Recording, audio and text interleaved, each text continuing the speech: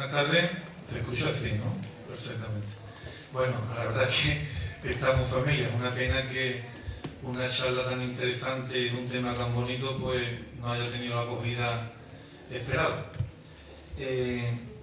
Como sabéis, el próximo día 6, martes, celebramos el Día de la Constitución Española y con motivo de dicho acto hemos querido este año, y coincidiendo también que el año que viene celebramos el bicentenario de la Constitución, la conocida como la PEPA, que se constituyó precisamente en Cádiz, y en esas cortes, en esas primeras cortes constituyentes, había un sanluqueño, don José María Cerero de Rivera.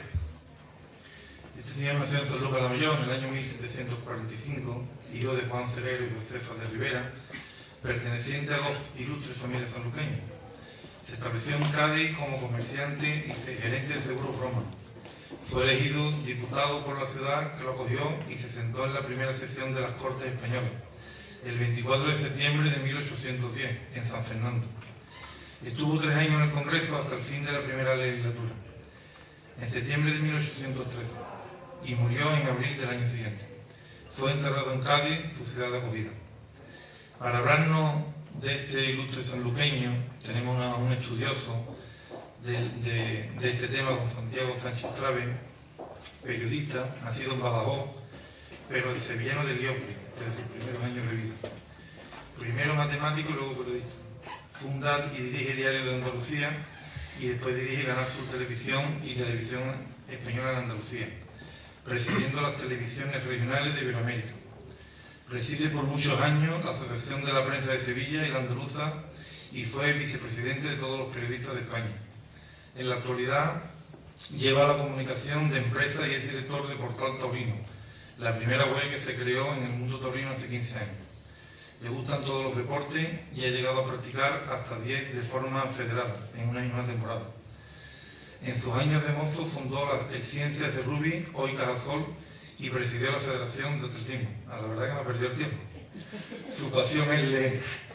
Sus aficiones más recientes son la genealogía por internet. Ha descubierto 10 generaciones de su propia familia a la que ha conectado en la red, y las Cortes de Cádiz, temática de la que se ha publicado este mismo año artículos en las 8 provincias andaluzas y Extremadura. E imparte varias conferencias en los Ateneos y Academias de San Fernando, Jerez, Sevilla, Jaén y Córdoba. Conoce casi toda la feria de Andalucía y después de la de Sevilla, ahí van sus preferencias claras: Jerez, Salud de Barrameda, San Lucas la Mayor, Morón, Utrera y Zuni. Y desde luego es lo mejor que tiene es el Betis. Siempre y de puro rumero. Bueno, pues yo le paso a la palabra. Creo que vamos a montar mesa del Betis. Yo digo, gracias alcalde por la presentación simpática. Yo digo que soy del Betis siempre y de Curro Romero todavía. Anoche estuve con el maestro, anoche estuve un ratito con él en la misa que se hacen los toreros ahí en la capilla del Baratillo, y después de ahí nos fuimos al velatorio de Diego Puerta. Y además también, bueno, pues se ha movido mucho por aquí, por San Lucas muchísimo, ¿no? Yo que soy taurino, pues me he corrido muchas correrías con Diego por aquí, por estos andurriales. Por San Lucas, por todas las Jarafes, pero por esta zona paraba en la venta, tenía la finca allá abajo, Chichina, y me venía muchas veces, y bueno, salíamos muchas veces de Sevilla y nos tomábamos muchas copas, y yo creo que hoy yo creo que un día de recordar al maestro. Sí, desde el ayuntamiento le enviamos una corona y un telegrama de pésame de condolencia a su familia, porque es una persona que en los tiempos que se organizaban las corridas de toros para construir la residencia pública, pues este señor donaba los toros y además era el que comprometía a toreros como Curro Romero, Tomás Campuzano en aquellos años. Yo venía mucho toreros, pero no, y era un hombre muy ligado al pueblo. Yo creo que Emilio Muñoz, era el que yo quizás el más ligado al pueblo estaba porque él la finca y en la venta paraba todos los días, y la estaba muy la venta de la Plaza Cuba, que era su oficina, paraba todos los días, y él estaba menos ligado, sin embargo, a la otra finca, la de Remera, que está allí frente a la que es la de Ortega, allí paraba mucho menos. Sin embargo, era la finca que ya era importante de toros, que esta no, esta era más agrícola, y paraba mucho allí, pero sin embargo estaba más ligado a San Lucas. Era una persona que siempre mantuvo esa ligazón, esa unión con este pueblo. Por eso quiero acordarme de lo y yo creo que es el momento, ¿no? Bueno, pues lo que voy a contar algunas cosas que se me han ocurrido a mí. Yo no soy historiador, me ha gustado esta historia, llevo un par de años investigando. y he publicado 15 artículos ya sobre el tema. Yo no le llamo artículos, yo le llamo reportajes de la historia. Yo creo que es un género que, bueno, se empezó un poquito en la época que yo estaba en el grupo 16 con la revista Historia 16, pero después ha habido otras revistas que han seguido, y yo creo que existe como género periodístico el reportaje de la historia. Yo lo definiría como ese acercamiento desde el punto de vista, desde la figura, desde el perfil de un periodista a acontecimientos históricos que están ahí, que hay que rescatarlos. Igual que se rescata un reportaje en un barrio de una cosa, un suceso que ha pasado, pues igual se puede ir a rescatar historias que están ahí, perdidas en la historia, valga la redundancia, y visualizarlas, escribirlas, redactarlas, contarlas como periodista, no como historiador. Yo creo que el periodista le da siempre un carácter más ameno, más evidentemente, puede ser que menos doctoral, menos académico, pero sí creo que ese reportaje de la historia, a la vez que lo hace ameno, también hace la posibilidad de que la gente se entere, que la gente conozca historias a través de un género claramente periodístico como este que defino yo, del reportaje de la historia, o reportaje histórico. Investigando en ese tipo de cosas, pues yo lo primero que fui, digamos, me cargaron un par de conferencias, una en la Academia de San Fernando y otra en la Academia de Letras de Jerez, fue primero la de Jerez, San Dionisio y San Romualdo, creo que se llaman las dos, sobre el tema de la libertad de prensa en los 200 años de la libertad de prensa. Y a partir de ahí empecé a buscar los diputados andaluces y tal. Lo primero que quiero decir es que para mí ha sido más importante la celebración o el bicentenario de 1810 que el de 1812. Esto en Cádiz levanta bastante suspicacia, no le gusta. Los gaditanos dicen que lo suyo es lo más importante, es lo de la Pepa, lo suyo es lo más importante, y que está muy bien, a mí me parece muy bien, pero yo disiento, y lo he dicho públicamente, en la Academia de Jerez, y en la Academia de San Fernando lo dije el día que se cumplían, justamente el 9 de noviembre del año pasado, y se cumplían los 200 años de la aprobación de la primera ley de imprenta del mundo. ¿Por qué digo que es más importante el bicentenario del 10 que el del 12? Porque sencillamente la Pepa, que está muy bien, es la primera constitución liberal española, pero a nivel mundial, y en ese aspecto yo creo que incluso los organizadores del bicentenario se están equivocando, a nivel mundial, en aquella época se aprobaron distintas constituciones liberales en todo el mundo. Fue una constitución liberal española, la primera constitución española, evidentemente, se constituye la Corte por primera vez, bien. Pero es que antes de la Pepa se aprueban, año y medio antes, en octubre del 10, antes del marzo del 12, cuando se aprueba y se publica la Constitución, la Pepa, se aprueba la primera ley de libertad de imprenta del mundo. Y digo ley, no ley de prensa, como mucha gente... Fue un decreto, en realidad no fue un decreto ley, pero fue aprobado por votación, votado artículo por artículo, nominalmente además, tuvo que estarlo. Por eso sabemos que el diputado Cerero votó a favor, porque fue una votación nominal. Otras leyes y otras cosas de la Corte de Cádiz no, pero esa, de la ley de imprenta, sí fue votación nominal, y está reflejado que el diputado Cerero votó a favor de la ley de libertad de imprenta. Y fue la primera del mundo, la primera y la única, no hubo ninguna más. En la Declaración de los Derechos Universales del Hombre y tal igual de la Revolución Francesa no hay ninguna referencia a la libertad de imprenta. Estamos hablando siempre de libertad de imprenta, no de libertad de prensa. Es lo mismo, al final la prensa es la imprenta, la prensa es de prensar, como digo yo. Hay algunos que dicen la prensa radiofónica, digo no, la prensa radiofónica no existe, la prensa de prensar nada más que es la imprenta, la escrita. Y también cuando digo a mis alumnos, no digáis prensa escrita, es una redundancia, porque, es una forma de... porque la prensa nada más que es la escrita.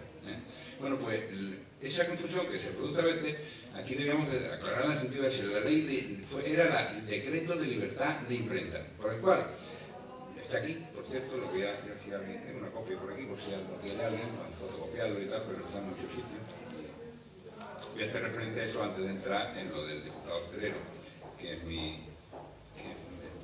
Pero la ley de libertad de imprenta, que está por aquí, a ver si lo encuentro, aquí está. Es el decreto, se empieza a aprobar a primeros de octubre. Lo que, como digo, fue muy discutida. Fue el primer decreto importante que se empieza a discutir en las Cortes de Cádiz. ¿Por qué? Pues porque sí, porque evidentemente había esa pasión, había mucha gente en las Cortes que eran liberales, que tenían esos deseos de que hubiera una libertad de imprenta. En definitiva, era el derecho a imprimir. no el derecho a publicar cosas, o a publicar prensa, o a publicar artículos, ni opiniones, ni a publicar... No, era el derecho a imprimir, que no lo tenían, como saben todos ustedes, los impresores. Los impresores tenían unas cédulas reales, en algunos casos, en otros eran eclesiásticas, que eran el nihilostas, que se han mantenido mucho tiempo, pero eran cédulas que te autorizaban a imprimir, se le daba a aquellos impresores que el rey o la autoridad competente, que en la mayoría de los casos eran monarcas, pues la concedían graciosamente. O sea, solamente podían imprimir cosas aquellos que el rey les daba la cédula, la libertad de impresión, la posibilidad de impresión, la licencia de impresión. Con aquel decreto, evidentemente, lo que pasa es que todo el mundo puede imprimir lo que quiera, salvo, evidentemente, de unas condiciones y hay unas censuras posteriores que existen. O sea, existe una ley de censura posterior que se aprueba en Cádiz también, pero es censura posterior. O sea, si usted mete la pata, pues usted y algunos de los que primero hicieron uso de aquella libertad de impresión, pues fueron a la cárcel.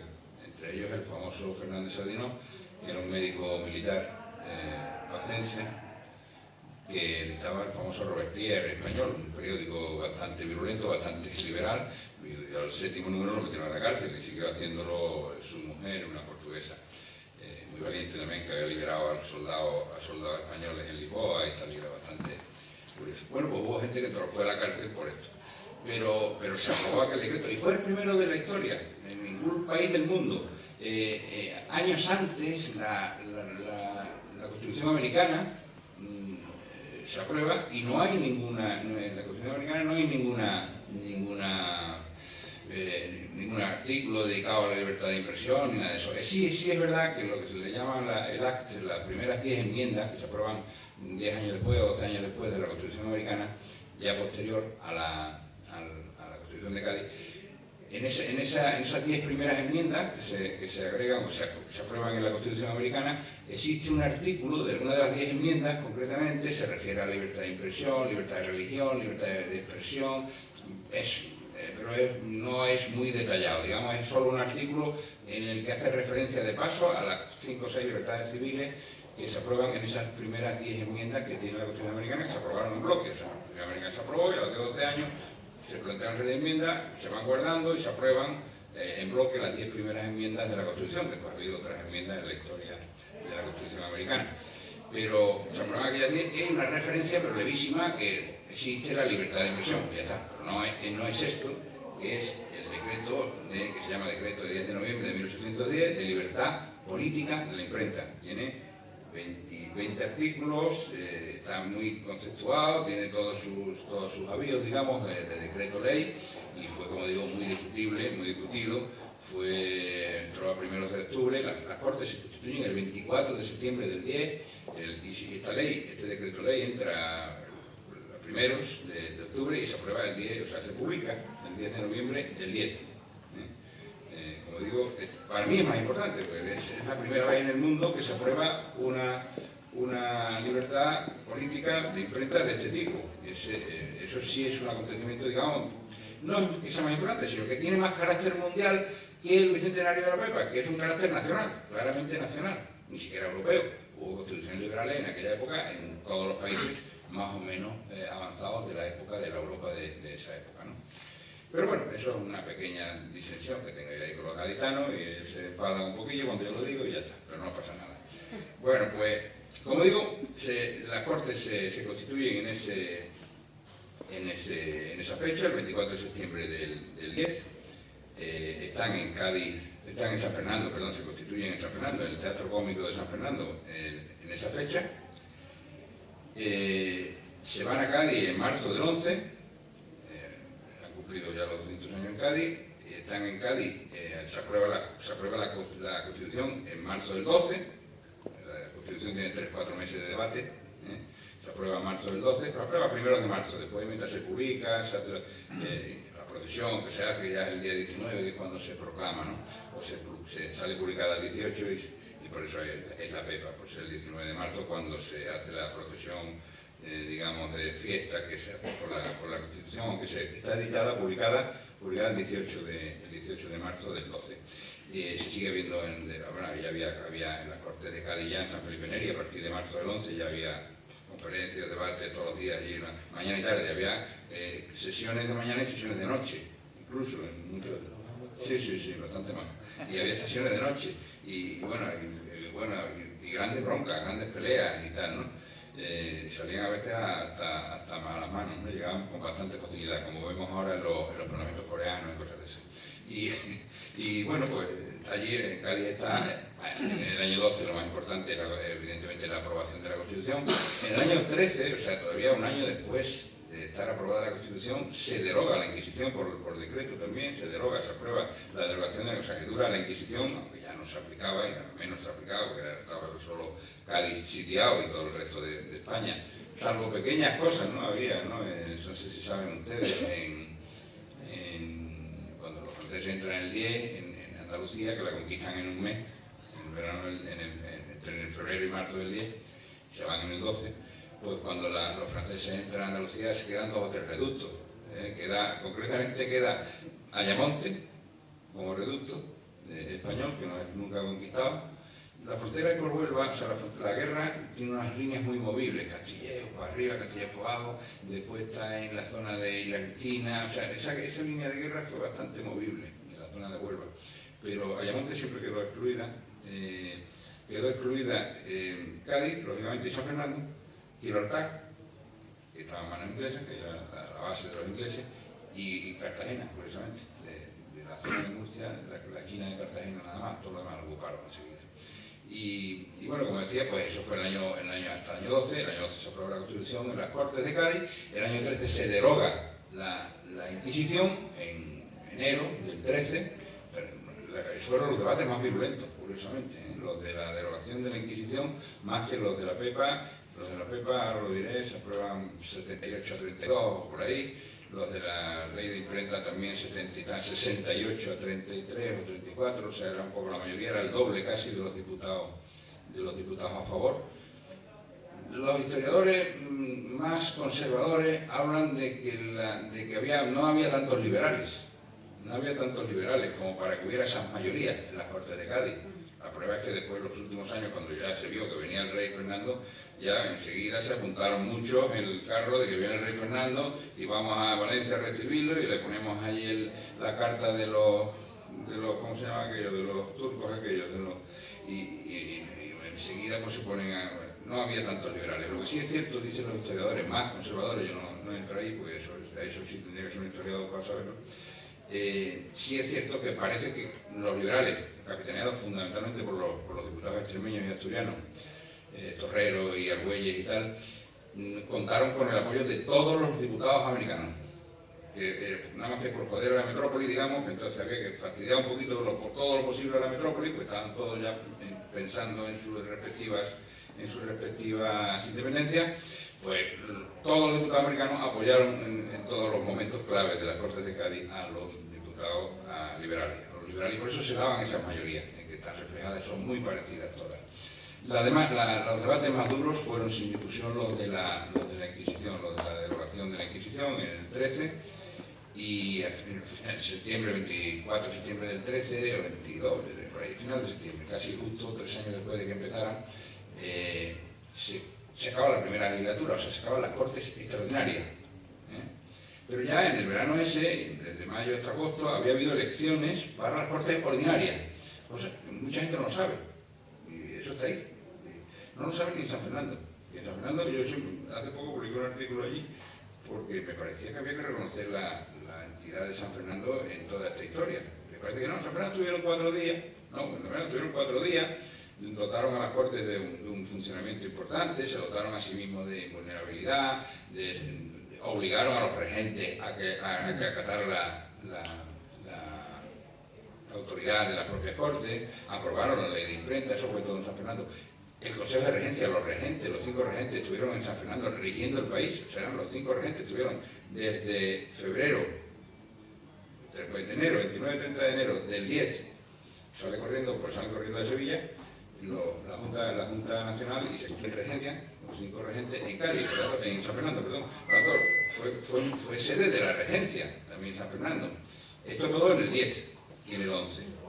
Pero es que en el 13, cuando acaban las Cortes extraordinarias, empiezan las Cortes ordinarias. a final de septiembre del 13. Empieza en Cádiz, en San Felipe, pero como estaban muriendo como chinches por la famosa fiebre amarilla, murieron 20 o 30 diputados y morían a centenares. Diariamente, yo lo tengo visto en los archivos, los diarios de la época, morían 15, 20 gaditanos diarios, y siempre alguno era diputado. Y entonces pues salen huyendo de Cádiz, y entonces se vuelven a constituir al 1 de octubre en San Fernando otra vez. Pero ya no en el teatro cómico, se constituyen en el convento del Carmen, de los carmelitas descalzos, y allí siguen sus sesiones mañana y tarde. Es más, ya cortes ordinarias, segunda legislatura española, cortes ordinarias. Se constituyen en San Fernando, y en San Fernando están hasta el 29 de noviembre, justamente está haciendo ahora 198 años, ¿no? En el 13 era 200, pero en el 13 era 200. Los San Fernando tienen muchas más cosas, porque ahí están otros 2 meses más, la regencia y las cortes. Hay una parte de las cortes extraordinarias, de las primeras cortes, y otra parte de las cortes ordinarias de las segundas cortes. Ya el 29 de noviembre, por cierto, no se llamaba San Fernando, se llamaba Real Isla de León. En la Isla de León, en la villa de la Isla de León, se clausuran las cortes y se citan para el 15 de enero siguiente, del 14, en Madrid. En Madrid sigue la segunda legislatura, pero es continuada con la que había empezado en Cádiz, pasado a San Fernando, y sigue en Madrid. Dura 4 meses. Cuando llega el rey en mayo, disuelve las cortes el 10 de mayo del 14. Disuelve la corte, deroga la Constitución, la Pepa, en fin, y vuelve a imponer otra vez la Inquisición, que dura hasta el año 20, con el levantamiento de Riego, pues ya con el trienio liberal, pues ya desaparece definitivamente la Constitución, la Inquisición. Y entonces, como decíamos, San Fernando tiene importancia capital, porque resulta que tiene 2 etapas muy importantes, y hasta el 29 de noviembre del 13 no se van las Cortes de San Fernando en su segunda etapa. Por cierto, 2 días antes, el 27, las propias Cortes aprueban que la villa de la Isla de León pase a llamarse Real Villa de San Fernando, por el nombre del rey Fernando del Deseado, y a partir de ahí pasa a llamarse San Fernando. El 27 de noviembre del 13, hasta entonces era la Isla de León, como saben todos. Bueno, pues un poco esto me he entendido quizás un poquito. Tengo aquí, como digo, esta fotocopia, por si alguien la quiere, yo la dejo por ahí, si alguien la quiere conservar. Yo tengo en mi despacho desde hace 15 o 20 años, me la regaló el alcalde de San Fernando antiguo, Antonio Moreno, y la tengo marcada, y me parece que un periodista es una de las cosas más bonitas que podemos tener marcada. Pero no una fotocopia tan mala como esa, pero sí me la marcó él, muy bonita, por una conferencia que dimos hace una jornada que iba allí en San Fernando, cuando era Antonio Moreno, del PA, estaba entonces alcalde. Y me la regaló, me fue un regalo estupendo, y lo tengo detrás de mi mesa, en mi despacho desde siempre. Bueno, pues entonces, en esas Cortes de Cádiz, ya queda dicho, digamos, he puesto un poco el marco general, ¿no? Lo que supusieron, lo que ha sido para España, yo creo que es importante, porque plantó, pues, no solamente, como digo, fue la primera Constitución liberal, que después de ella pues, han seguido otras, hubo otra en los años 30 liberal que después se aprobó y no se llegó ni siquiera a poner en pie. O sea, una vez aprobada no se logró, digamos, que rigiera en ningún momento esa Constitución liberal. Después ya hubo otras ya en la segunda parte del siglo XIX que sí fueron liberales, como saben ustedes. Pero bueno, aparte de eso, plantó las semillas, las bases de la democracia española. Evidentemente, hasta entonces no había más democracia que lo que mandaban los nobles, los reyes y los curas, y evidentemente la Iglesia, fundamentalmente. Pero claro, parece que solo estamos hablando de que hubo una pepa, una constitución, ¿no? Hubo una constitución, hubo unas cortes democráticas, hubo una ley de imprenta, una ley de libertad de impresión, que eso sí que es lo más democrático que se podía aprobar en aquel momento, ¿no? Y en todo eso pues hay un sanluqueño curioso que aparece por aquí, y que a mí es que cuando empecé a investigar los diputados andaluces, mi siguiente paso fue voy a buscar todos los diputados andaluces. Y yo estaba investigando esto por provincias. Claro, por provincias no se podía, porque realmente la Junta de Andalucía hace 1 año y pico se le ocurrió, estaba todavía el diputado Pizarro, al diputado Menacho le he avisado yo de que, al diputado consejero Menacho le he avisado yo de que no meto la pata, he dicho, no, pues, no vaya diciendo esto porque ya me lo ha agradecido el hombre, me lo ha agradecido y dice, no, plantilla, yo tendré cuidado ahora en todos los sitios que vaya, porque se le hizo un homenaje el año pasado en Cádiz a los diputados andaluces en las Cortes de Cádiz. Entre ellos, tú no sabes, soy alcalde, pero sí, creo que fue el alcalde de aquí, creo, ¿no? Creo que fue el alcalde, no porque se avisó, o sea, alguien le hizo aquel homenaje improvisado, yo creo, se lo encargaron a gente que no tenía mucha documentación, que no hace falta tener mucha, hace falta entrarse en internet, en el archivo del Congreso de los Diputados. Entonces, tampoco lo mío es una cosa, lo del mérito era los historiadores de antes se tenían que ir a los archivos y buscar legajos y tal y cual, pero hoy día es que en internet te encuentras todo, ¿no? Yo he encontrado, pues, esto, ahora lo enseñaré, el acta manuscrita de la primera sesión de las Cortes, el acta manuscrita de la primera sesión del 24 de septiembre del día, está ahí, y está en internet, la puede coger cualquiera y verla y reproducirla, fotocopiarla y tenerla en su archivo. Bueno, pues, en aquel acto homenaje, alguien organizó el acto y se homenajeó a 35, exactamente a 35 diputados andaluces. Oye, esto me va a venir estupendamente, Sara, hija. Como estamos en familia, y yo conozco a la familia de Sara.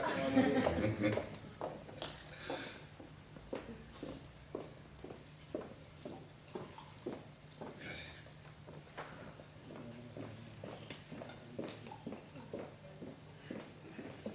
Bueno, pues, en aquel homenaje se homenajea a exactamente 35 diputados andaluces.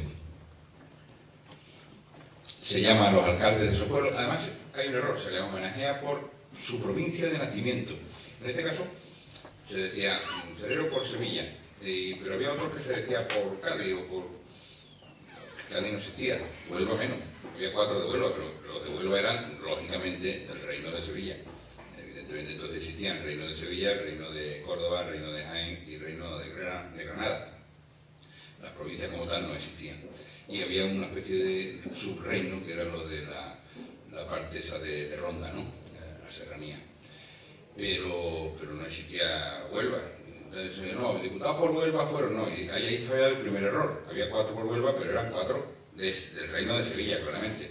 Sevilla, entonces cogía lo que es la provincia de Sevilla de hoy, la provincia de Huelva, la provincia de Cádiz y parte de la provincia de Badajoz.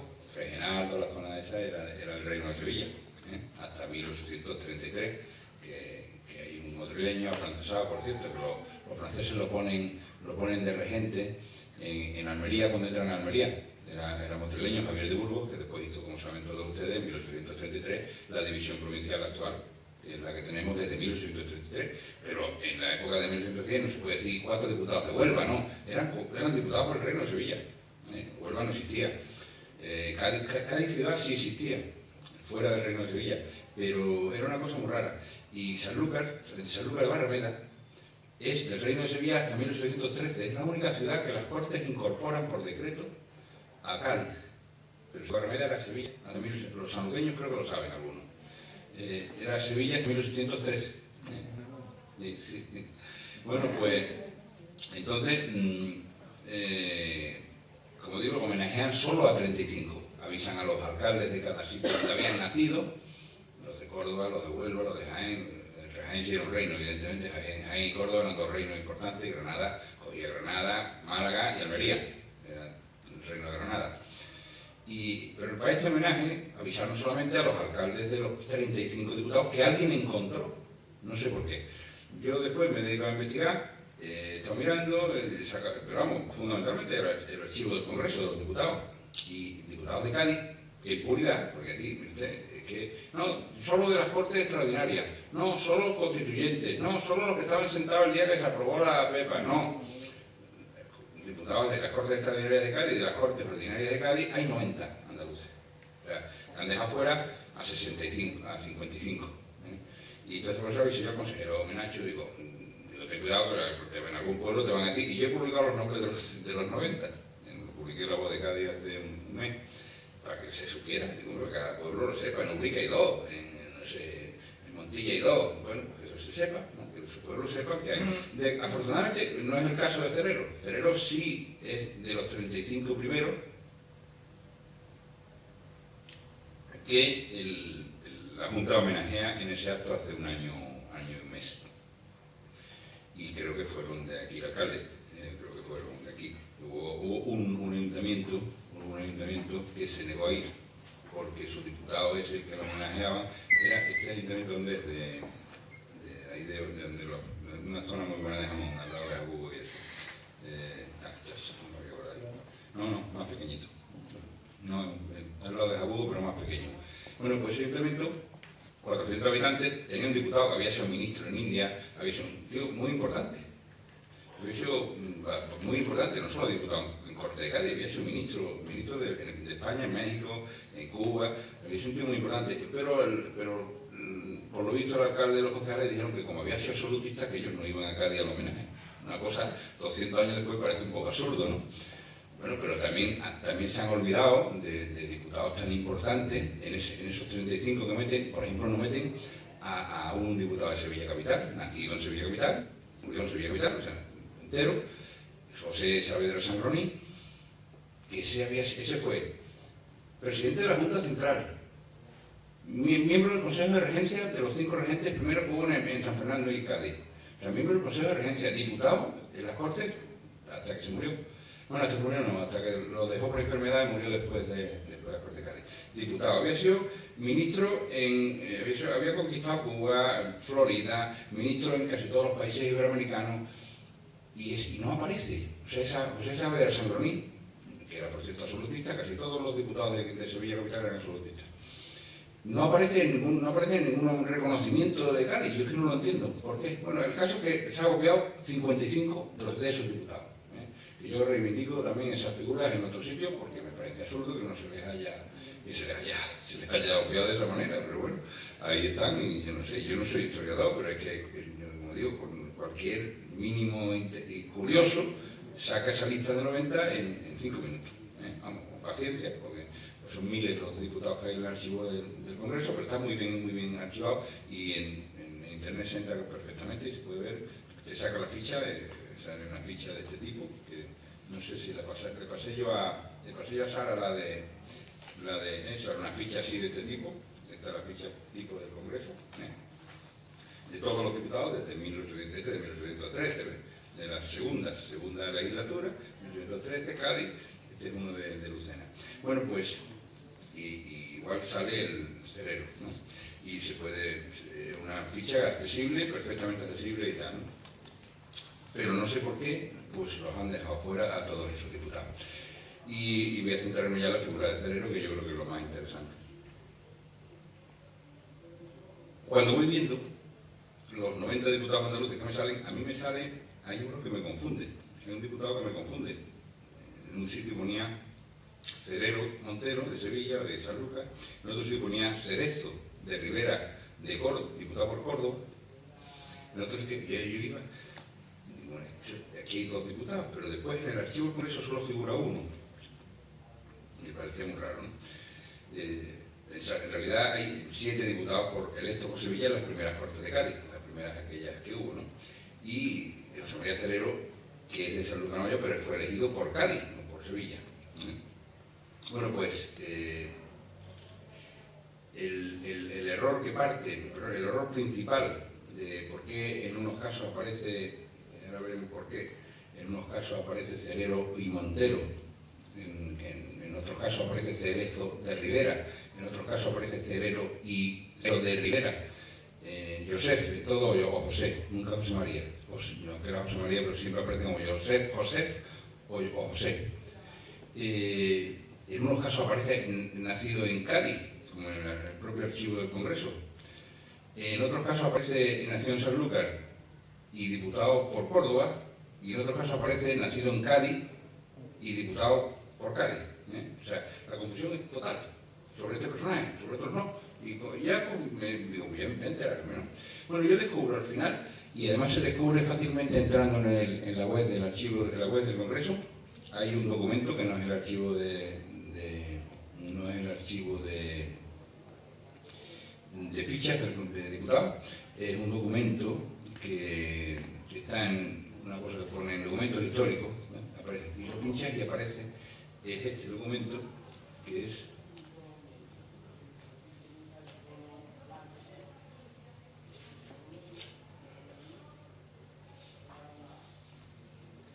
que se llama Lista de los señores diputados de Cortes de 1810, que es el documento manuscrito, como ven ustedes, escrito evidentemente, entonces no había otra forma de escribir, en el que aparecen los diputados que se sentaron y que firmaron en aquella primera jornada del 24 de septiembre de 1810. Y en Cádiz, diputado por Cádiz, folio 5 me parece que, aparece José Cerero, pero curiosamente aquí está, alcalde del Jueves, hay una tachadura en este documento.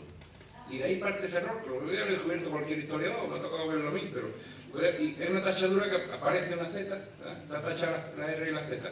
Y de ese documento manuscrito procede todo el error, de una parte del error del apellido. Y sigo allá, me centro en el personaje de Cerero. De los 7 diputados, como digo, que son electos por Sevilla, por el Reino de Sevilla, en las Cortes de Cádiz, tenemos el caso de este sanluqueño, el alcalde ya lo ha dicho, nace en 1745 en Sanlúcar la Mayor, hijo de Juan Cerezo y Josefa de Rivera, parece gran familia, más o menos notoria, o más o menos notable. Después veremos que no tuvo descendencia, por lo tanto, otro Cerezo puede ser, pero este no. Fue soltero, murió con 69 años soltero. Y en el archivo del Congreso de los Diputados, que es el primer error, nos lo encontramos como Cerero y Montero, diputado constituyente por Cádiz, que está bien, perdón, que está mal, ya el apellido, Montero. Pero es que además el archivo del Congreso de los Diputados lo da nacido en Cádiz, con el Cádiz 1745. Primer error. Bueno, pues todo falla, así nos encontramos con errores en todos lados. La confusión se aclara en este caso con el acta manuscrita de esta sesión constituyente del 24 de septiembre del 10, en que está esa tachadura, como digo. Y después, pues ya, lo cierto es que, según todos los estudiosos, aunque hay muchos, todos los historiadores se equivocan también, de esa tachadura salen equivocados, porque ahora lo veremos casi todos los historiadores. Es que se llamaba José Cerero de Rivera, no Montero, que nació en Sanlúcar, que fue comerciante, exportador, importador, comerciante y gerente de seguros, Brockman y Sobrinos, se llamaba la empresa Brockman y Sobrinos, y vivía en Cádiz, en la calle Torre, en la calle de la Torre, número 36. Esos datos son ciertos y contratados por muchos libros, entre otros el Cádiz de las Cortes. Debió trasladarse a Cádiz bastante joven este hombre, porque ya en 1700, yo he descubierto un libro que se llama Un listado de comerciantes del Consulado de Cádiz, en 1771 figura con el número 37 de matrícula. En 1771 tenía entonces, tendría pues 20 y tantos años, ¿no? Pues 26 años, pues fue joven, debió de irse a Cádiz bastante joven, con 26 años, como digo, ya está en el listado de comerciantes del Consulado de Cádiz. Estos datos, alcalde, no los he visto en ningún libro, los he ido buscando entrando en el listado de comerciantes y he buscado y aparecía su nombre, ¿no? Aparece matriculado después. ¿Yo te puedo interrumpir? Sí, perfectamente. Hombre, yo creo que estamos en confianza. En confianza. A mí lo que estás diciendo, hay un dato que no me cuadra. Si falleció con 69 años y nació en el año 1745, este hombre en las Cortes del año 1812 tiene ya 69 años. Sí, no. 67. 67. Sí, este hombre estaba a punto de... No, es que muere. Ahora... Y vaya allí porque es que ya estaba casi... Sí. Digo, como hay tantos... Sí. Digo, porque cada... Para uno que tenemos la suerte de que no le vamos. Pero digo, ya este hombre estaba casi como él, que tiene tantos datos y polémicos, digo, pues... Ha estado por los pelos, pues claro. Fíjate tú que... Ahora vendrá. El hombre 67. 67. Cuando era diputado 67. Ahora lo vamos a ver. El hombre ya casi un mayor. Confirmo que era, como digo, era comerciante, al menos desde 1771, porque ese libro lo he consultado también en internet, se llama el listado de comerciantes del Consulado, por el número 37, y en 1782 aparece en el listado de comerciantes otra vez. Fue elegido diputado el 19 de agosto del 10, ya tenía 65 años, entonces, el 19 de agosto del 10. Él era elector, entonces las elecciones a diputado, aquellas primeras, no fueron votaciones populares, sea, lo hacían electores. O sea, en este caso había 9 electores, nada más, en Cádiz, y se elegían a sí mismos. Él era elector por la parroquia de San Antonio, y el mismo día, el 19 de agosto, que fue elegido, tomó posesión, adquirió sus poderes como tal. Fue elegido por la provincia de Cádiz por decisión especial del Consejo de Regencia. Insisto que Cádiz no existía como provincia, porque era el Reino de Sevilla, pero hubo una decisión especial de los regentes, de los 5 regentes. Uno de ellos era Saavedra, otro era el general Castaño, el de la batalla de Bailén, eran los 5 regentes primeros que hubo en Cádiz, y decidieron que Cádiz tuviera diputados propios, pero fue una decisión de los regentes, previa a la instalación de las Cortes. Y por eso es diputado Cerrero, por decisión especial del Consejo de Regencia. De los 9 electores gaditanos, 5, la mayoría justa, es la que lo sacó él en tercera, como veremos ahora. Esas elecciones gaditanas tienen su propia historia y un curiosísimo proceso. El Cabildo de Cádiz se reúne el 24 de agosto del 10, y 3 días siguientes hubo procesiones de rogativa, respectivamente. Desde la iglesia de San Francisco, una procesión, otra de la parroquia de Santiago y otra de la catedral a las 10 de la mañana. Completadas las rogativas, 3 días de rogativas, se formó la Junta de Presidencia con 9 electores, 3 que eran uno por Algeciras, eran curas los 3 estos, uno de Algeciras, el cura de Gaucín y el cura de Corte, de la Frontera, y 6 por Cádiz, eran los 9 electores que se votaron a sí mismos. Entre ellos estaban los comerciantes Cerrero e Itúriz, el señor de las Navas, que era el maestrante Manuel Solís, y alguno más. Eran 9 electores para elegir estos 3 diputados. Bueno, 3 más 3 que hubo de la provincia, que fue más uno de la provincia por el alcalde, el cura de Algeciras. Entonces se marcha con todo boato y banda de música y aparato a la catedral a celebrar la misa de Espíritu Santo. Fue el día 24, parece que fue de agosto de ese año. Y después al Hospital de Mujeres, donde se produjo la votación, la elección, o sea, a partir de los 3 días de rogativa. En la primera elección sacó 5 votos Cerrero, 5 Terrero, que era el cura de Algeciras, y 5 Alonso de Torres, que era un brigadier sevillano de nacimiento, pero brigadier en Cádiz, pero era sevillano de nacimiento. Se procedía, o sea, se salen 3 con 5 votos, y entonces el sistema era, ahora vamos a sortearlo, a cuál de los 3 le toca. Se sorteó y salió Terrero, que era el cura párroco de Algeciras.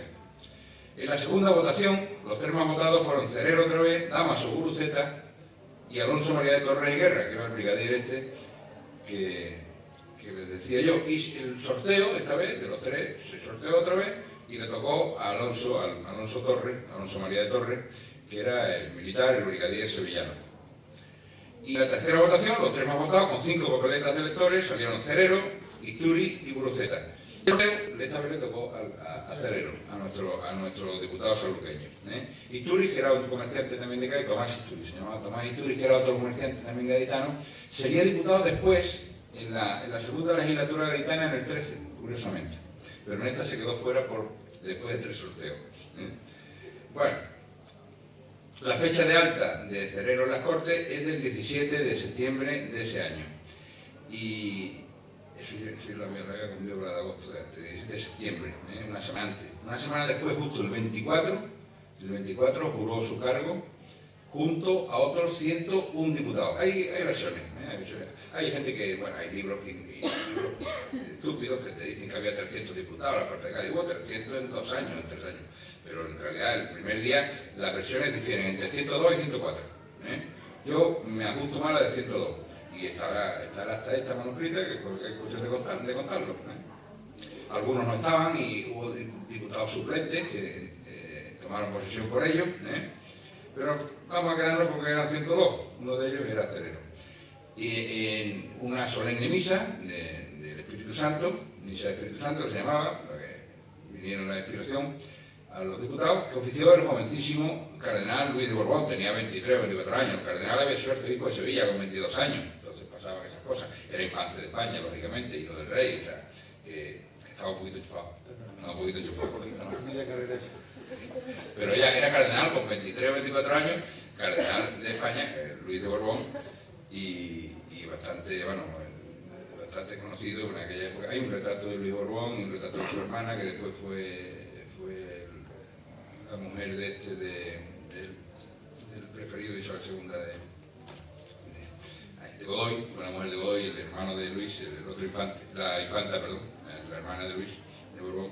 Pero vamos, lo curioso del caso es que Luis Borbón fue el que presidió, o sea, el que dictó aquella misa, dijo aquella misa tan importante en la iglesia mayor de San Fernando, que entonces se llamaba iglesia mayor de la isla de León, se llamaba la parroquial de San Pedro y San Pablo.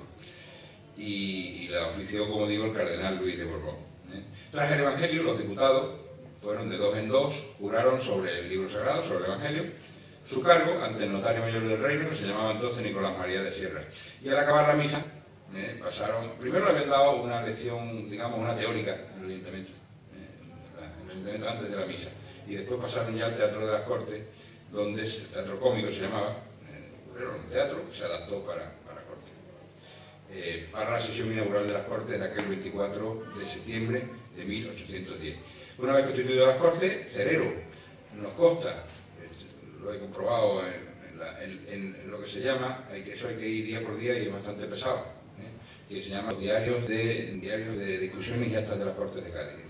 Son 20 y tantos tomos y hay que ir poquito a poco. Pero vamos, pues yo, yendo a la fecha directa, como yo iba, pues he podido comprobar que Cerero votó a favor del decreto de libertad de imprenta, que fue una de las primeras medidas que se aprueban en la isla, como había dicho yo antes, se aprobó en noviembre, un mes más tarde, que había promovido el divino, le llamaban el divino Agustín Argüelles, que era un diputado asturiano, que tenía una elocuencia tremenda y le llamaban el divino por lo bien que hablaba el hombre, que lo apoyaron, como digo, fundamentalmente todos los diputados extremeños, que eran una legión, los diputados extremeños eran una legión, casi todos, menos uno, menos precisamente uno que era el regente, que era el obispo de Orense, que era extremeño también, y ese se negó a acatar la autoridad de las Cortes sobre los regentes, lo tuvieron que echar después de muchas peleas, era obispo de Orense. Los diputados extremeños, como digo, y los diputados americanos, que eran fundamentales en esa línea liberal. Según todos los libros, si va uno a los libros, el Cádiz de las Cortes, la historia de España y de América, normalmente va uno a esos libros y dicen todos que Cerero tuvo poca participación en la vida de la Cámara. Yo he ido sacando, yendo a los diarios de actas de sesión, de discusiones a los diarios de discusiones y actas de la Corte, pues he ido sacando bastantes cositas que no existen en los libros de historia. Y ahora diré la única referencia que tiene Cerero en todos los libros, algunas que va a salir ahora. Pero lo que yo sí he sacado, que he añadido, es esto. Tuvo poca participación, pero se sabe que perteneció a la Comisión de Comercio y Marina, parece lógico siendo comerciante, en la que él sustituyó al colombiano Octavio Obregón, y después perteneció a la de Negocios Ultramarinos, en la que fue sustituido por el catalán Jaime Creus. Solo aparece en las crónicas y actas parlamentarias y en los libros de historia una intervención de Cerero en el archivo. Aquí está, por ejemplo, he traído la ficha del Bicentenario y te lo dice, que solamente intervino una vez. La ficha de Cerero del Bicentenario dice solo una vez. Una intervención de Cerero que fue sobre el cultivo y precio de los cigarros habanos, protestando por el excesivo impuesto aduanero a este producto. Ya lo veremos, que voy a contar un poco cómo es la intervención justa, las palabras de Cerero. También se refleja una licencia que le dieron las Cortes, esto se refleja también en los libros de las Cortes. Una licencia que le dieron a Cerero, le concedieron para concurrir como acreedor a la testamentaría de Lloveras para un asunto relacionado con el consulado de Cádiz. Lo de los puros, lo de los famosos puros de Cerero, lo citan varios autores. En el libro en torno a las Cortes de Cádiz, en el Cádiz de las Cortes, etc. En torno a las Cortes de Cádiz, que es de José María García León, bastante bien ilustrado, se cuenta la protesta de Cerero de Rivera, se pone Cerero de Rivera, en el Congreso Gaditano, curiosamente ya lo pone bien pero los demás historiadores no, por los precios de los cigarros habanos, ya que se fumaba entonces en Cádiz muchísimo, en los cafés, las tertulias y en las propias Cortes. Curiosamente estaba prohibido fumar en el hemiciclo. A mí me extraña, me ha extrañado cuando he leído que efectivamente estaba prohibido, ¿no? Y la frase de Cerero, dijo en la tribuna, se venden los puros a precios muy altos, los que traen los pasajeros, y que no tienen comparación alguna con el que se vende en los estancos. Los que venían de contrabando, pero venían de barco, venían de viaje, pues le ponían unos impuestos muy altos. Eso es lo que se supone que se refirió él en las Cortes. Sin embargo, la mejor referencia que yo he encontrado sobre Cerero no la he encontrado en los diarios y actas de las Cortes, lo he encontrado en un periódico de la época, la Gaceta de la Regencia de España e India, del 26 de marzo de 1811. que publica en un artículo de oficio, se llama artículo de oficio, se llama así lo siguiente: que habiendo hecho presente a las Cortes Generales y Extraordinarias el señor diputado don José Cerero, tenía en su poder 6.000 reales de Bellón, que ofreció la generosidad de un vecino de esta plaza, supone que de Cádiz, para distribuir a beneficio de la patria en los términos que estimase inconveniente. Ha resuelto su majestad, o sea, su majestad puede ser la regencia, ¿no? Pues el título era los regentes, que eran 5 o 3, dependiendo de la época, fue variando el número de regentes, tenían título de regente, de alteza o que se depositen en la Tesorería General con el preciso y único destino de socorrer a la viuda y familia del sargento de infantería de Irlanda, Carlos Graf, a las de los demás soldados de las 2 compañías de dicho cuerpo que murieron gloriosamente en la madrugada del 4 de este mes, estamos hablando de marzo del 11, arrojando a los enemigos a la bayoneta de la cabeza del puente de Santipetri. Pero los franceses seguían en marzo del 11 todavía insistiendo en entrar en San Fernando. Y el Consejo de Regencia ha mandado que se ejecute así y se publique en la Gaceta para estímulo y ejemplo, con X, de los demás patriotas españoles. Entonces tenemos una cita muy prudente de Cerero que, como digo, aparece en un periódico, pero no he tenido que entrar en el ejemplar de ese periódico para leerlo, o sea que no está en ningún libro de historia. Humeando en archivos y diarios de la época he encontrado referencias importantes que tampoco da ningún autor. Según todos los datos que poseo, formó desde primera hora en la isla de León con los liberales y así votó a favor de la libertad de imprenta el octubre del 10 junto a otros 67 diputados que tuvieron en contra 32 absolutistas. La votación fue 68 a 32. E intervino al menos en otra ocasión más en las Cortes de la isla de León, pues presentó un dictamen el 4 de diciembre del 10 en el informe de la Comisión de Hacienda sobre no haberse procedido a la exacción de la contribución extraordinaria. Se habría pedido por algún lado que hubiera una exacción extraordinaria para los habitantes de Cádiz y de la isla de San Fernando. Sí mantuvo esa alineación política, lo que parece muy probable. En esas Cortes extraordinarias votó con los liberales a favor de los artículos de la PEPA más complicados, que fueron en enero y febrero del 12. Pues los absolutistas en aquellos artículos se quedaron también en poco más de 30 votos. Y también en enero del 13, por la votación para abolir la Inquisición, en cuya defensa se quedaron solos absolutistas y eclesiásticos más radicales.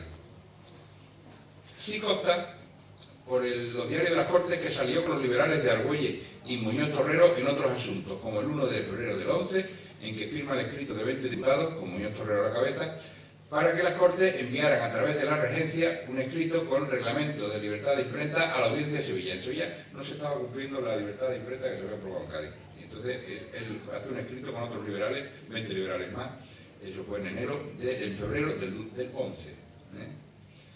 O, según el diario El Procurador General de la Nación y del Rey, del miércoles 5 de mayo del 13, que se imprimía en la imprenta de la Viuda de Gómez, en la calle Solano, se refiere a la sesión referida a esta crónica del Procurador, que es un periódico que se llama El Procurador, del 30 de abril del 13, la que Cerero, con la mayoría liberal, vota a favor del dictamen de la Comisión sobre un tema de anulación de elecciones en Extremadura y sobre el poder de las Cortes Extraordinarias. También el 17 de mayo de ese año 13, según el Procurador, el diario Procurador del día 19, votó con la mayoría liberal contra una proposición poco constitucional del obispo de Mallorca, un tal Villafañe.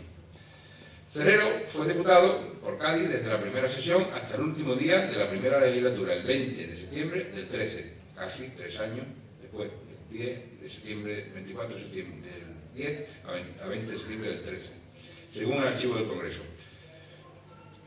Días antes de su posible muerte, por fiebre amarilla, puede ser, porque hay gente que data, hay historiadores que datan su fecha de muerte el 15 de octubre del 13, según el archivo del Congreso, lo dice así, 15 de octubre del 13. Otros archivos datan su muerte el 11 de abril del 14, 6 meses después. El archivo del Congreso refleja las dos fechas como posible. A mediados de octubre del 13, en esa época, en octubre, morían, como hablaba antes, unos 20 personas diarias en Cádiz, 5 o 6 en San Fernando, y murieron unos 20 o 20 y tantos diputados en esa epidemia de fiebre amarilla, que se daba todos los años, al final del verano. Ese año fue más virulenta, el año 13 fue más virulenta. En toda la peste se llevó varios centenares de personas ese año. La peste, le llaman fiebre amarilla, era un eufemismo de la peste. Desde luego, si fue en octubre del 13, fue uno de los 20 diputados que murieron por la epidemia, 20 y tantos. que entre otros diputados andaluces murió por esa causa, murió el diputado por Sevilla Francisco Gómez Fernández, que ya había acabado la legislatura el 20 de septiembre, pero muere el 15 de octubre, días después de acabar la legislatura. Pidió permiso a las Cortes para irse a su pueblo, ya estaba enfermo, su pueblo era Castillejo entonces, ahora se llama Villanueva de los Castillejos, ahí en Huelva, y el Congreso le da permiso para irse, ya acabó la legislatura, porque se dice que está usted enfermo, y el pobre no pudo llegar y se murió en Cádiz, no llegó a salir de Cádiz, no logró salir de Cádiz, y murió por esos días de octubre, según la primera versión, los mismos días que Cerero, pero ahora veremos que no. También murió el diputado cordobés de Montilla, Antonio Calvo Rubio, a principios de octubre del 13, y en la última sesión de San Fernando, en noviembre del 13, se aprueba, a finales de noviembre, concede las Cortes una ayuda a su familia, que se dice desasistida por su muerte en el pueblo cordobés. Por acabar la historia, Cerero murió soltero a la edad de 69 años. Según todos los datos, fue enterrado en Cádiz, según la nota del archivo del cementerio, el 11 de abril del 14, aunque en algún libro como el Adolfo de Castro, que es uno de los libros más conocidos de la Corte de Cádiz, por error se dice que en 1811. Si fue en abril del 14, no fue por la fiebre amarilla, la terrible peste que asoló a diputados y gaditanos, pero de todas formas Cerero, en todo caso, fuera en octubre del 13 o en abril del 14, ya no era diputado cuando muere, porque había dejado de ser diputado el 20 de septiembre de ese año. No muere siendo diputado, aunque recibe los honores de diputado muerto como tal. Eso sí, seguro que quedó enterrado en el cementerio de Cádiz. Veremos que por poco tiempo, porque lo desenterraron. Hasta que lo desenterraron junto con los restos de otros 11 diputados, los ceñistas muertos en Cádiz. Lo desentierran a 12 diputados, él y 11 más, que, como digo, ya no era diputado cuando murió. Y en 1864 el ayuntamiento levantó un monumento, juntó los restos de los 12 y levantó un monumento en el cementerio. Levantó una sencilla lápida, sí, pero con un pequeño monumento. Que los 12 eran los que habían sido presidentes: Morales Duárez, Guereña y Vega Infanzón, los que habían sido secretarios Luzán y Clemente, y los diputados Arostegui, Cerero, Gómez, que es de Castillejo, Fernández Serna, Samper, Lanes y Terreo. Después, con motivo del primer centenario de las Cortes de Cádiz en 1912, hace 100 años, el alcalde de Cádiz, que entonces era el doctor Cayetano del Toro, propuso trasladarlo, los restos, desde el cementerio de estos 12. Solamente están controlados esos 12 restos, entre ellos Cerero, al laboratorio San Felipe Neri, donde había estado el pleno de la Corte. La traslación fue autorizada por Real Orden del Ministerio de Gobernación de principios de 1912. Pero no consta que se trasladaran los restos de los 12 a la urna funeraria que en la actualidad está en la cripta de San Felipe Neri hasta 1931 en la República, según un acta del Ayuntamiento de Cádiz de 29 de mayo de ese año. Y allí están con seguridad, o parece con seguridad, los restos de los 12, entre ellos los de Cerero. Entre los datos erróneos que sobre su persona se hablan, destaca el de Federico Suárez en las Cortes de Cádiz, que lo cita como José Cerezo de Rivera, diputado por Cádiz, diputado por Córdoba, que murió en Cádiz en abril de 1914 a los 69 años. Esto dice Suárez, que es uno de los historiadores más importantes de la época, aunque reconoce la confusión en un pie de página, que dice, Calvo Marcos, lo mismo que el índice del Diario de Sesiones, escribe José Cerezo, diputado por Cádiz, pero Solís, en el Cádiz de las Cortes, escribe José Cerezo. Adolfo de Castro, en Cortes de Cádiz, complemento de la sesión verificada en la isla de León en Cádiz, transcribe la partida de función de José Cerezo, hijo de Juan Cerezo y Josefa de Rivera, natural de Sanlúcar de 69 años, soltero. Y la nota de archivo del cementerio que dice José Cerezo, diputado por Cádiz, sepultado el 11 de abril de 1811 en el nicho número 3, fila 4. Pero ahora, gracias a la facilidad de consulta que yo he podido tener, y que creo que lo puede tener cualquiera, en los diferentes archivos, al menos podemos reivindicar su identidad, su nacencia, sus apellidos y hasta su último destino. Bueno será que se corrijan los errores sobre su persona, todos aquellos que los tienen, incluido el archivo del Congreso de los Diputados, la oficina del Bicentenario y otros muchos historiadores y cronistas, como Suárez, como Omeya, muchos. Entre otros los periódicos gaditanos de hoy en día, el Diario de Cádiz, La Voz de Cádiz, el Diario de la Bahía de Cádiz, siempre hablan continuamente, en todas las crónicas que ha habido este año, de José Cerero y Montero, siguiendo la ficha oficial del Congreso de los Diputados. Otros errores de bulto en su persona se encuentran en la Historia General de España y América, una obra importantísima de Comella y Suárez, donde lo citan como José Cerero de Rivera, pero por la provincia de Córdoba. También incide en el error de llamarlo Cerero y Montero el mismo Museo de las Cortes de Cádiz, incluyendo, según referencias periodísticas, este error en las placas que allí se han colocado en los nombres de los diputados de esas primeras Cortes muertos en Cádiz. Esta docena de diputados que están allí, sus restos, sus cenizas están allí en el oratorio de San Felipe Neri. Todas estas instituciones, medios de comunicación y en especial el Congreso de los Diputados, deben corregir sus errores sobre el diputado sanluqueño de una vez por todas. Yo creo que es fácil de documentar y es una misión que yo creo que el Ayuntamiento puede hacer y apuntarse esa. Yo creo que ese dato, ese gesto, ¿no?, de reconocerla, corregirlo. Queda pues claro para siempre que José Cerero de Rivera nació en Sanlúcar la Mayor en 1745. Era hijo de Juan Cerero y Josefa de Rivera, perteneciente a dos ilustres familias sanluqueñas, que se estableció en Cádiz como comerciante y fue director gerente de Seguros Prosma, que fue elegido diputado por la ciudad que la acogió y se sentó en la primera sesión de las Cortes Españolas, el 24 de septiembre de 1810 en San Fernando, que estuvo 3 años en el Congreso hasta el final de la primera legislatura extraordinaria en septiembre de 1813 y que murió, yo creo ciertamente, en abril del año siguiente y fue enterrado en Cádiz, su ciudad de acogida, donde reposan sus restos. Muchas gracias.